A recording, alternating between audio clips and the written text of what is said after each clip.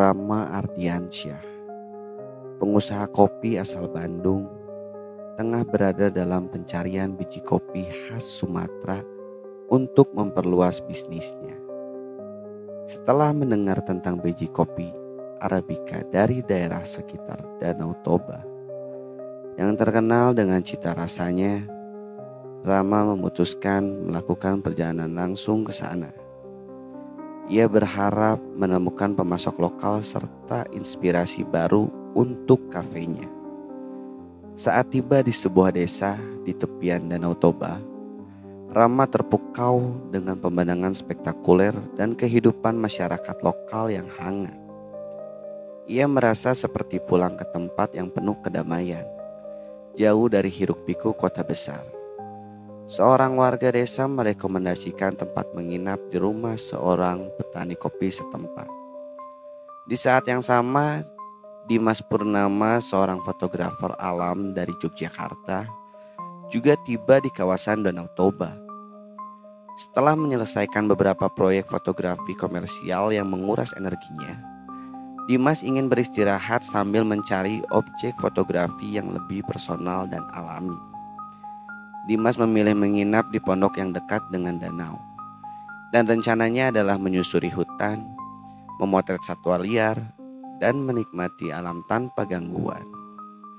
Sore harinya, Dimas berjalan-jalan sambil membawa kamera, mencoba menangkap momen saat matahari mulai terbenam di atas danau. Tanpa sengaja, ia bertemu Rama yang tengah berbincang dengan petani kopi. Rama yang menyadari Dimas adalah seorang fotografer, tertarik dengan pengalaman Dimas tentang perjalanan dan petualangannya di berbagai tempat. Mereka pun berbincang sambil duduk di tepi danau, saling berbagi cerita. Beberapa hari kemudian, Andita Saraswati tiba di desa yang sama. Andita adalah seorang dokter hewan dan aktivis yang sedang melakukan proyek penelitian tentang harimau Sumatera di kawasan tersebut. Ia juga memiliki misi edukasi mengenai perlindungan satwa kepada masyarakat sekitar. Kedatangannya ke Sumatera kali ini berfokus untuk mempelajari dampak perburuan liar dan memberikan pelatihan kepada warga tentang pentingnya menjaga satwa endemi. Ketika Nindita tiba di desa itu, ia tanpa sengaja melihat Rama dan Dimas yang sedang mengobrol santai di sebuah kedai kecil dekat danau. Merasa senang melihat dua orang asing, Nindita menyapa mereka dengan ramah.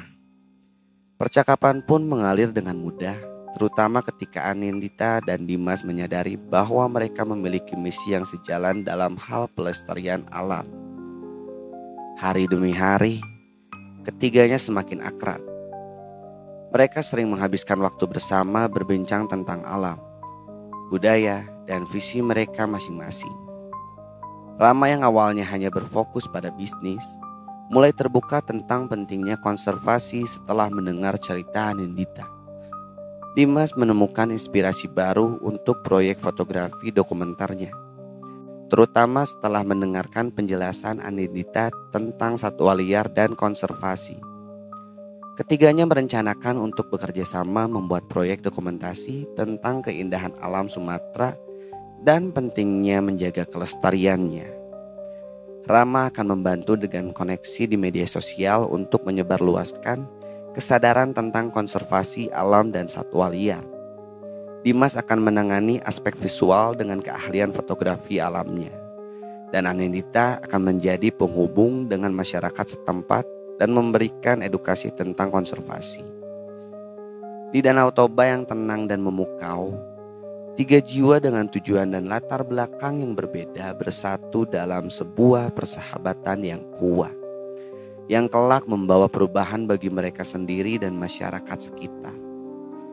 Malam pertama setelah mereka bertiga mulai dekat, Rama, Dimas, dan Anindita menghabiskan waktu di tepi Danau Toba. Mereka berbincang hingga larut, menikmati angin malam yang dingin dan suara riak air yang tenang. Saat itu seorang warga desa mendekati mereka. Orang tua tersebut adalah penjaga adat setempat, bernama Pasiri Ngoringo. Dengan suara lirih ia memperingatkan mereka agar tidak mengganggu penunggu. dan alam yang suci di sekitar danau. Pasir ringo-ringo menatap mereka dengan tajam sebelum berujar. Jangan menganggap remeh apa yang tidak bisa dilihat. Penunggu di sini melindungi alam ini dengan cara yang tidak selalu kita mengerti. Ketiganya terdiam, sedikit merasakan hawa dingin yang tiba-tiba menyelimutinya. Meski sedikit terguncang, mereka menganggapnya hanya sebagai cerita rakyat biasa yang sering diceritakan oleh orang-orang desa. Keesokan harinya, Dimas bangun lebih pagi untuk memotret matahari terbit. Saat berdiri di tepi danau yang diselimuti kabut, ia melihat bayangan yang samar-samar bergerak di dalam air. Bayangan itu seperti sosok manusia, namun tinggi besar dengan bentuk yang tidak jelas. Dimas yang biasanya sangat tenang, merasakan ada sesuatu yang janggal. Ketika ia hendak mengabadikan sosok tersebut, kameranya tiba-tiba mati tanpa alasan yang jelas. Dimas mencoba menenangkan diri, menganggapnya sebagai halusinasi karena terlalu lelah.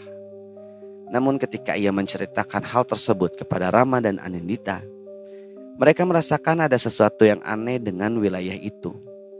Anindita yang sedikit memahami sisi spiritual masyarakat setempat, mengingat cerita Pasir Ringo-Ringo dan mulai merasa mungkin ada kekuatan lain yang melindungi tempat itu.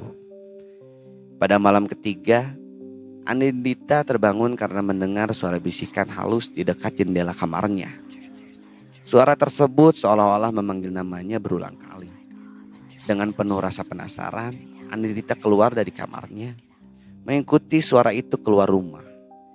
Di luar, ia mencium aroma bunga pandan yang sangat kuat. Meskipun tidak ada bunga pandan di sekitarnya. Ketika ia menoleh ke belakang, ia melihat sosok wanita dengan kebaya putih berdiri di bawah pohon tak jauh dari pondok tempat mereka menginap. Wajahnya pucat dan matanya memandang Anindita dengan sorot yang tajam namun penuh misteri. Seketika tubuh Anindita terasa kaku dan ia merasa sulit bernapas. Namun sosok itu perlahan menghilang saat Anindita mulai membaca doa dalam hati. Ia kembali ke dalam pondok dengan napas terengah-engah.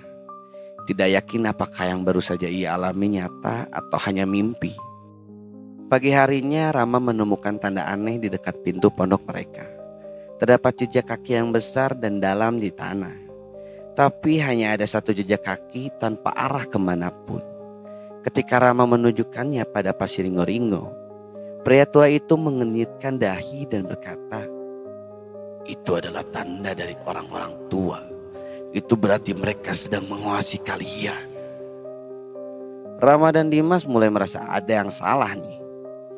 Apalagi ketika mereka menyadari jejak tersebut diikuti oleh dedaunan kering yang terhampar membentuk pola lingkaran. Lingkaran itu menurut kepercayaan masyarakat setempat adalah tanda bahwa mereka telah masuk dalam wilayah yang dikuasai oleh penunggu hutan dan danau. Mereka bertiga pun merasa bahwa perjalanan ini bukan lagi sekadar urusan pekerjaan atau eksplorasi, tapi juga sesuatu yang lebih dalam dan penuh misteri. Anindita yang merasa terganggu oleh kejadian-kejadian itu mencoba untuk lebih fokus dalam pekerjaannya sebagai dokter hewan. Ia dan Dimas berjalan-jalan di pinggir hutan untuk mencari jejak satwa liar. Namun saat ia menyentuh tanah di dekat akar pohon besar, seketika ia merasa pusing dan penglihatannya buram.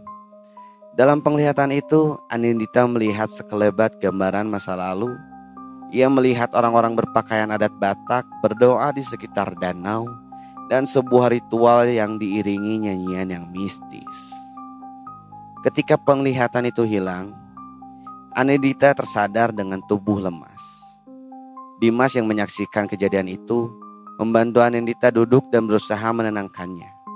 Anindita bingung, merasa dirinya seperti dihadapkan pada sesuatu dari dunia lain. Ia merasa seolah-olah tempat ini mencoba menunjukkan rahasia-rahasia yang tersembunyi dari masa lalu. Danau Toba dan hutan di sekitarnya seakan memiliki ingatan yang hidup, yang kini terhubung dengannya.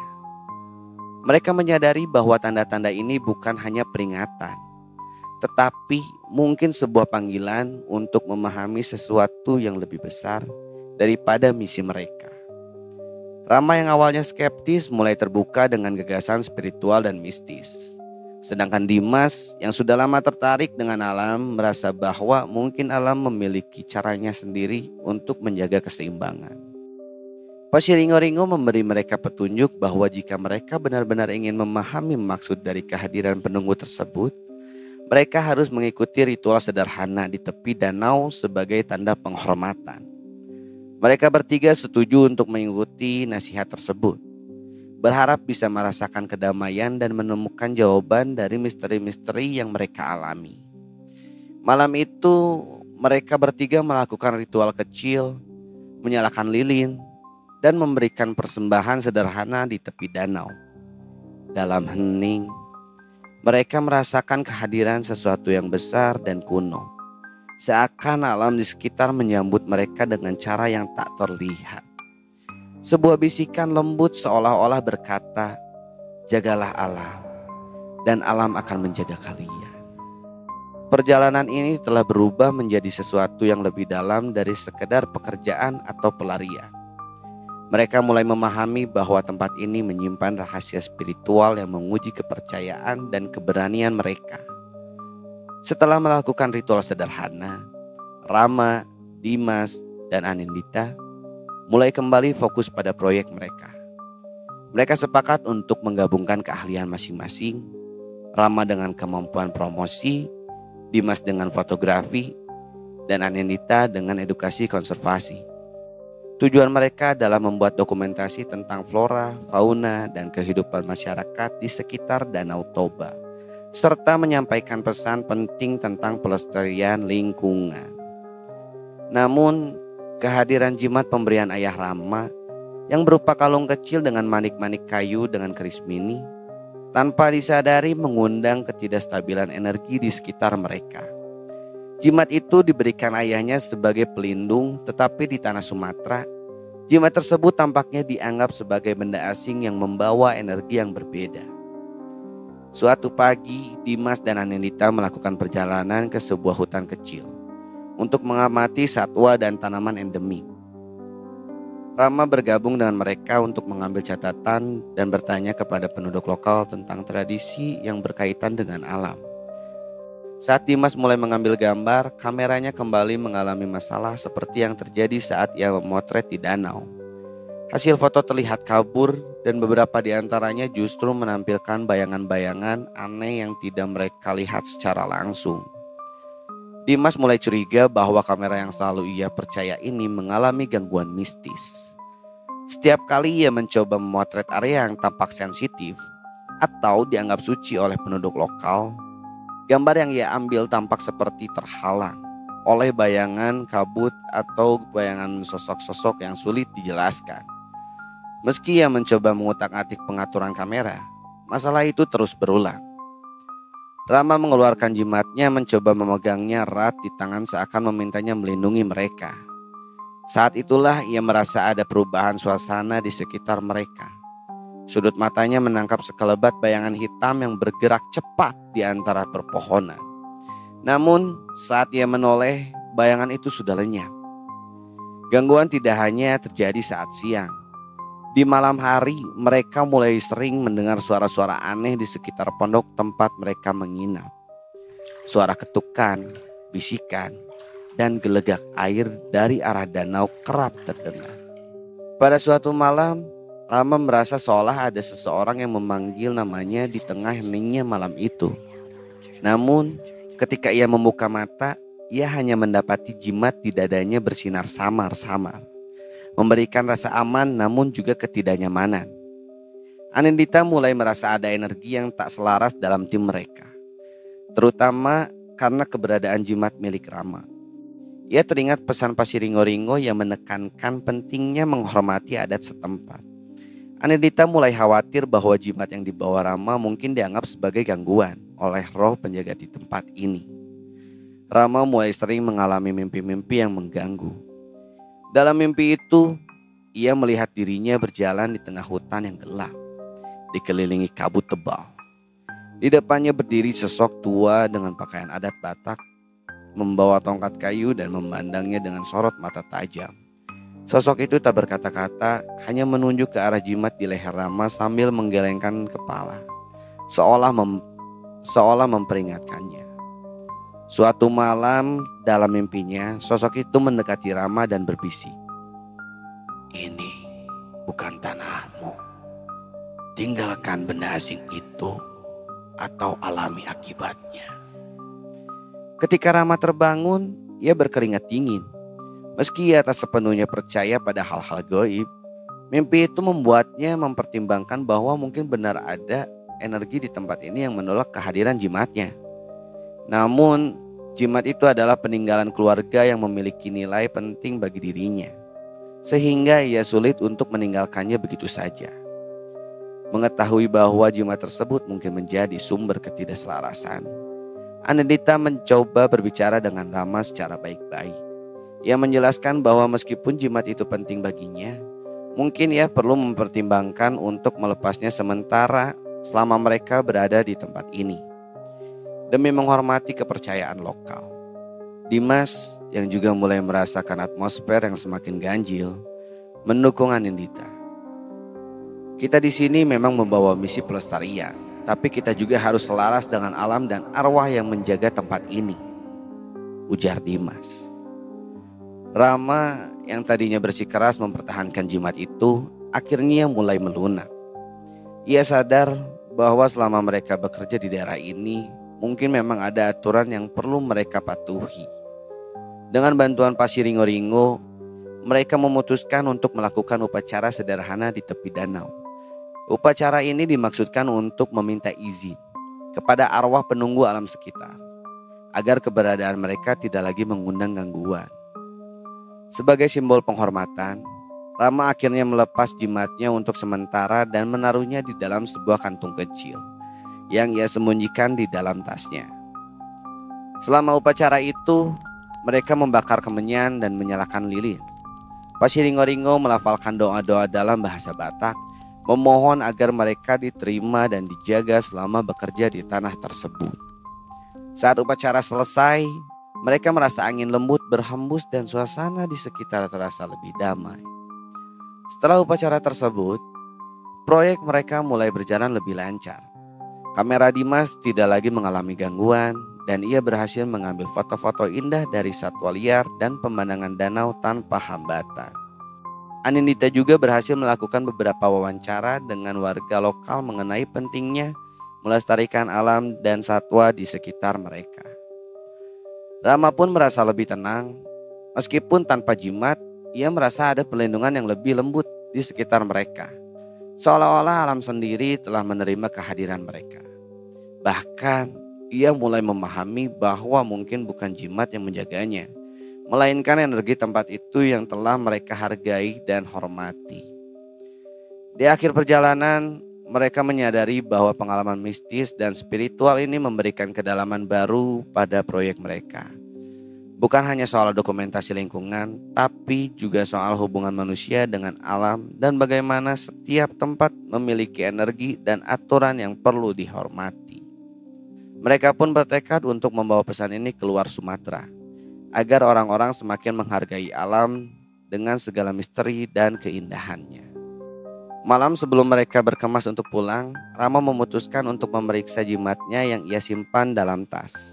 Saat membuka tas, ia terkejut karena kantung kecil berisi jimat tersebut tidak ada di tempatnya. Ia mengaduk-aduk seluruh isi tas dengan panik. Namun jimat itu tetap tidak ditemukan. Rama merasa bingung dan cemas. Jimat itu bukan hanya sekedar benda baginya. Itu adalah warisan dari ayahnya yang ia percaya telah memberinya perlindungan selama ini. Ia bertanya pada Anindita dan Dimas apakah mereka melihat jimatnya, namun keduanya menggelengkan kepala dengan ekspresi bingung. Dimas yang selama ini sudah mulai memahami kekhawatiran Rama, mencoba membujuknya untuk merelakan hilangnya jimat tersebut. "Mungkin memang sudah waktunya untuk melepaskannya, Ram," ujar Dimas. "Kita sudah menjalani banyak hal di sini. Mungkin jimat itu punya takdirnya sendiri." Anindita mendukung saran Dimas. menambahkan bahwa mungkin kehilangan itu adalah tanda dari alam, agar Rama tidak bergantung pada jimat secara berlebihan. Dengan berat hati, Rama akhirnya memutuskan untuk mengikhlaskan kehilangan itu, meski ada perasaan yang mengganjal di hatinya. Sehingga setelah mereka kembali ke tempat tinggal masing-masing, Rama menjalani aktivitasnya seperti biasa. Meski pikirannya masih terganggu oleh hilangnya jimat tersebut, suatu malam saat ia sedang mempersiapkan bahan promosi dari hasil dokumentasi mereka, telepon dari Anindita masuk.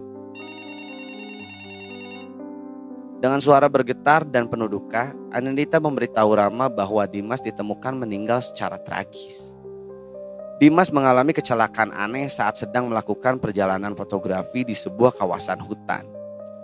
Mobilnya ditemukan terbalik di pinggir jurang, namun yang lebih aneh lagi, para saksi mengatakan bahwa di sekitar tubuh Dimas terdapat beberapa tanda-tanda mistis yang tak bisa dijelaskan. Rama merasa sangat terguncang. Ia merasa tidak percaya bahwa Dimas, sahabat yang baru saja berbagi pengalaman spiritual bersamanya, telah pergi begitu cepat dan misterius. Namun, hal yang membuatnya dan Anindita benar-benar tercengang adalah apa yang ditemukan bersama Dimas saat jenazahnya diperiksa. Anindita mengungkapkan bahwa di antara barang-barang Dimas ditemukan jimat milik Rama yang hilang. Benda itu masih berada di dalam kantung kecil yang pernah Rama gunakan untuk menyimpannya. Rama tertegun menyadari bahwa selama ini Dimas telah mencuri jimat itu tanpa izin. Rama mulai merasakan ketidaknyamanan yang mencekam. Ia teringat bagaimana jimat itu awalnya merupakan pelindungnya. Namun ia juga tahu bahwa benda tersebut bisa membawa konsekuensi berat bagi siapapun yang mengambilnya tanpa izin. Ketika berada di Sumatera, mereka telah berkali-kali diingatkan tentang pentingnya menjaga keselarasan dengan energi dan arwah yang menjaga tempat tersebut. Tindakan Dimas mencuri jimat mungkin telah dianggap sebagai pelanggaran yang besar oleh energi yang tak terlihat. Anindita yang juga terpukul oleh kejadian ini merasa ada hal mistis yang sedang berperan di balik kematian Dimas. Ia mengingat bagaimana di Sumatera mereka sudah diperingatkan untuk menghormati semua yang ada di tempat tersebut, termasuk barang-barang yang mereka bawa. Mungkin menurut Anindita, kehilangan Dimas adalah konsekuensi dari tidak menghormati benda yang telah dianggap sebagai pelindung spiritual. Rama merasa sangat bersalah dan terpukul. Ia mulai merenungkan makna jimat yang ia bawa selama ini. Ia menyadari bahwa mungkin ia terlalu bergantung pada benda tersebut, sehingga tanpa sadar telah memberikan nilai yang tidak sesuai dengan semestinya. Sebaliknya, tindakan Dimas mengambil jimat itu bisa jadi merupakan hasil dari ketertarikannya terhadap kekuatan yang diyakini ada dalam benda tersebut. Anindita dan Rama pun berbincang panjang tentang kejadian-kejadian aneh yang mereka alami selama di Sumatera. Mereka menyimpulkan bahwa pertemuan mereka dengan sisi mistis di Danau Toba bukanlah kebetulan. Mereka diingatkan bahwa alam memiliki cara tersendiri untuk menjaga keseimbangannya, dan bahwa gangguan-gangguan yang mereka alami merupakan peringatan untuk tidak melanggar batas-batas yang sudah ada. Kehilangan Dimas meninggalkan luka mendalam bagi Rama dan Anindita. Namun, keduanya memutuskan untuk melanjutkan hidup mereka dengan membawa pelajaran dari pengalaman spiritual ini. Rama mulai memahami bahwa pelindung sejatinya bukanlah benda fisik seperti jimat, melainkan rasa hormat dan keseimbangan yang ia jaga dengan lingkungan dan alam di sekitarnya.